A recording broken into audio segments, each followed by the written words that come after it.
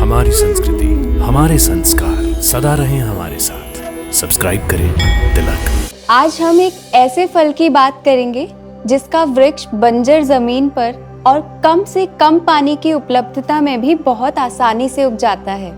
ये मुख्य रूप से गर्मियों में आता है और मरुधरा यानी रेगिस्तान और उष्ण स्थानों के पारंपरिक भोजन का भी हिस्सा है।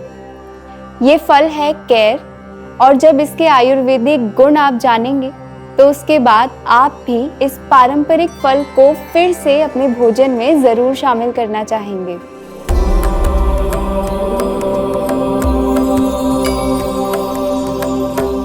केर को संस्कृत में करीर कहते हैं। मुख्य रूप से इसका वृक्ष उष्ण स्थानों पर ही उगता है। इसका वृक्ष झाड़दार, कांटेदार, घना और बहुत सी बारीक शाखाओं से भरा हुआ होता है। इसके कच्चे फलों को ही अधिकतर हम इस्तेमाल करते हैं।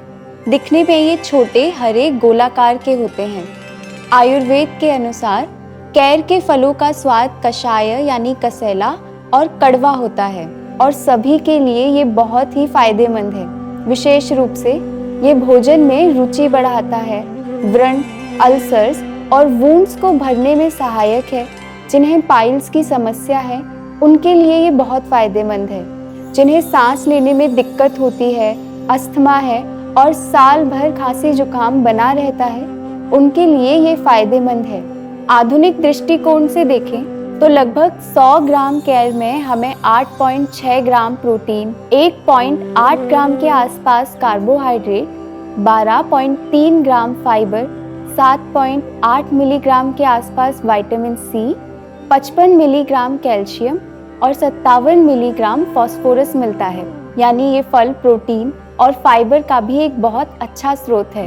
कुछ शोध पत्रों से ये पता चलता है कि इसमें एंटी कैंसरस गुण भी हैं जो मेटास्टेटिक कैंसर को फैलने से रोकने में मदद करते हैं। आयुर्वेद के अनुसार भी ये व्रण शोथहर है, यानी शरीर के भीतर भी अगर लीजन्स हैं या किसी तरह की सूजन है, व्रण है, तो उसे ये कम करने में फायदेमंद है। ये मधुमेह के रोगियों के लिए भी अच्छा है और लिवर को स्वस्थ रखने में मदद करता है। बढ़े हुए कोलेस्ट्रॉल, ट्राइग्लिसराइड को भी ये कम करते हैं और इसका एक विशेष गुण है दूषी विष हर, यानी ऐसे विष जो धीरे धीरे खाने के साथ या किसी और तरीके से शरीर में आते हैं पर तुरंत अपना प्रभाव नहीं दिखाते। एक समय के बाद इनका प्रभाव स्वास्थ्य पर दिखाई पड़ता है। आज के समय में प्रिजर्वेटिव, आर्टिफिशियल कलर, पेस्टिसाइड्स के रूप में हम बहुत से विष लेते हैं जो कुछ सालों बाद अपने दुष्प्रभाव विभिन्न रूपों में दिखाते हैं। ये आम हर भी है और वात हर भी है। आम शरीर में तब बनता है जब भोजन का पाचन ठीक प्रकार से नहीं होता, और वात दोष से होने वाली शरीर में लगभग 80 व्याधियां आयुर्वेद में बताई गई हैं। केर का प्रयोग आम वात यानी अर्थराइटिस और गठिया के रोगियों के लिए फायदेमंद है। बस इसे उपयोग करने का तरीका सामान्य फल सब्जियों से थोड़ा सा अलग है। कच्चे केर के फलों को सबसे पहले हमें एक पुराने मिट्टी के घड़े में धोकर नमक के पानी में 3 से 5 दिन तक भिगोना है। इसके बाद इसमें खट्टी छाछ डालनी है और फिर से 3 से 5 दिन तक इसे भिगो कर रखना है। इसके बाद इन्हें निकाल कर छाया में सुखाकर आप साल भर के लिए इसे प्रिजर्व कर सकते हैं, या सरसों के तेल को पकाकर ठंडा करके इसमें राई, सौंफ, काली मिर्च डालकर इसका अचार भी बनाया जाता है। मुख्य रूप से यह अचार के रूप में ही प्रयोग आता है, या सांगरी नाम की एक प्रसिद्ध मरुभूमि में मिलने वाली शाक के साथ में इसका प्रयोग किया जाता है, जो भारत के उष्ण प्रदेश जैसे राजस्थान में पारंपरिक भोजन का हिस्सा है।